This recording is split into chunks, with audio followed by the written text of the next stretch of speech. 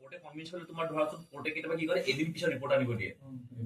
ধৰা Friday report আনিব দিলে এতিয়া ফ্ৰাইডে ৰিপৰ্ট দিলে এতিয়া যদি ফ্ৰাইডেলৈ গৈ পায় ৰিপৰ্ট কেতিয়া দিব আকৌ ৰবিবাৰ পৰীক্ষাই 23 তাৰিখ এই দেওবাৰে পৰীক্ষা নেকি 23 তাৰিখে মোটামুটি কিবা চক্ৰান্তই চলিছে নেকি কিন্তু বন্ধৰ দিনতে পেলাই দিছে বস্তুটো তাতে ক'তো যাতে একো কৰিব নোৱাৰে চলিবিলাকে ল'ৰা ছোৱালীবোৰ লগ লাগিব নিদিয়ে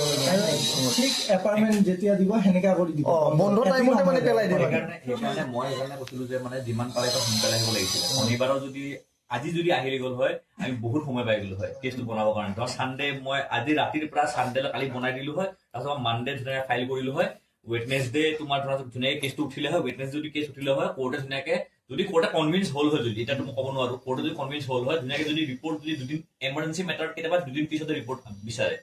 ৰিপ্লাই বিচাৰে সেই আমি সময়টো পাই গলো হয় ধুনীয়াকৈ কোৰ্টে এনেকুৱা কৰিব যে এক্সামটো বন্ধ কৰিব লাগে ছাৰ এনেকুৱা হৈছে চিন্তালৰ এছএছচি এক্সামৰ ছেকেণ্ড কাট অফ দিছিলে এনেকুৱা কৰি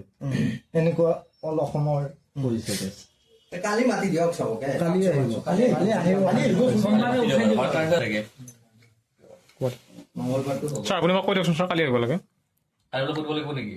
যিমান সোনকালে অহা যায় সিমান সোনকালে ভাল হয় সেইটোৱে কথা পিছত যাতে আমাৰ ৰিগ্ৰেট নহয় এটা লাইফত নহয় যে এদিনৰ কাৰণে কিবা এতিয়া যিহেতু এক্সামটো চানডে হয় চৰি ৰিজাল্টটো যিহেতু চানডে দিব